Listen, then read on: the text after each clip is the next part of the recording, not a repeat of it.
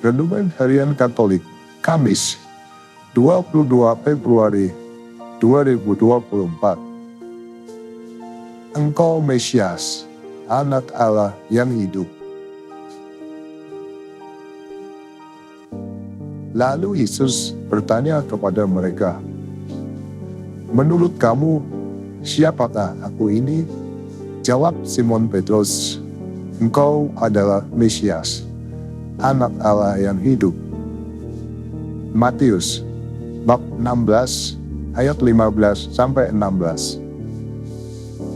Saudara-saudara, sebuah perkenalan memegang peran yang sangat penting dalam sebuah persahabatan dan hubungan kasih.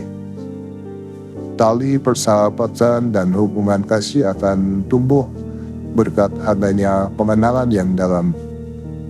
Sulitlah membayangkan seorang mengasihi orang lain yang tidak dikenalnya sama sekali. Dalam Injil hari ini, kita juga diberikan contoh bagaimana Yesus memperkenalkan diri kepada murid-muridnya. Yesus bertanya kepada mereka, "Tetapi apa katamu? Siapakah aku ini?" Simon yang kemudian menjawab, "Engkau adalah Mesias, Anak Allah yang hidup." Di sini Yesus ingin tahu sejauh mana para murid-muridnya mengenal dirinya. Dan jawaban dari Simon Petrus itu menunjukkan bahwa mereka mengenal Yesus.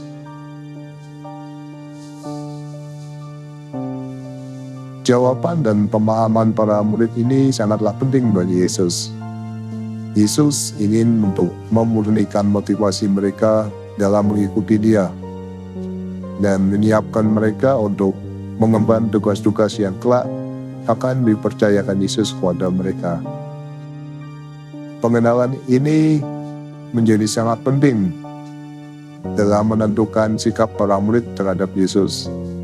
Jika mencintai, maka mereka akan berusaha mendekati, mengikuti, meneladani, dan sanggup menerima tugas dari Yesus. Namun jika mereka memusuhi Yesus, maka mereka akan berusaha untuk menjatuhkan dan membinasakan Dia. Saudara-saudara, sosok Santo Petrus menjadi sangat penting dalam Injil hari ini. Dia adalah sosok yang mengakui Yesus dan berkata bahwa Yesus adalah Mesias dan Anak Allah yang hidup. Untuk itu Yesus menyerahkan kuasanya kepada Petrus untuk menjadi gembala bagi umatnya.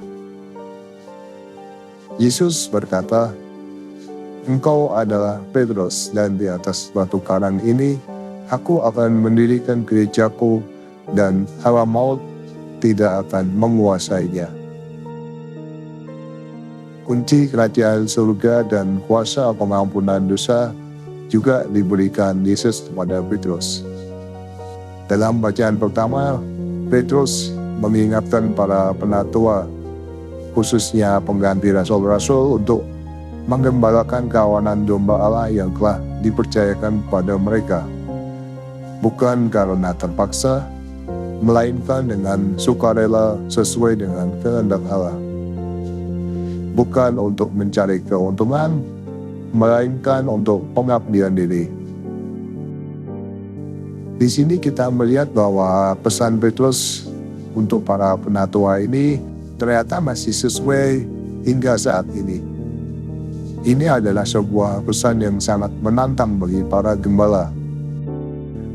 Artinya dalam menjalankan tugas kegembalaan, para gembala haruslah menjalaninya dengan sukarela sesuai kehendak Allah dan tidak mencari keuntungan, popularitas, dan hal-hal duniawi lainnya. Para gembala akan membawa umat Allah kepada Kristus, bukan bagi dirinya sendiri. Saudara-saudara, untuk menghormati Santo Petrus sebagai wakil Kristus dan gembala tertinggi gereja yang mempunyai kuasa rohani atas segenap anggota gereja dan semua gereja setempat, hari ini kita merayakan Pesta Tahta Santo Petrus. Dengan perayaan ini, kita merayakan martabat kepausan. Tahta biasanya disebut sebagai katedra, yakni tempat duduk bagi para uskup untuk melayani, mempersatukan dan mengajar umat Allah di kepausannya. Karena itu, kita juga mengenal istilah katedral, yakni bangunan gereja di mana terdapat kursi atau tahta uskup setempat, yakni katedra itu tadi. Uskup adalah pemersatu dan pelindung seluruh gereja lokal dalam keuskupannya. Paus adalah uskup di Roma. Ketika ia duduk di tahtanya, ia juga melayani, mengajar dan mempersatukan seluruh gereja universal. Paus adalah hamba bagi para hamba Allah.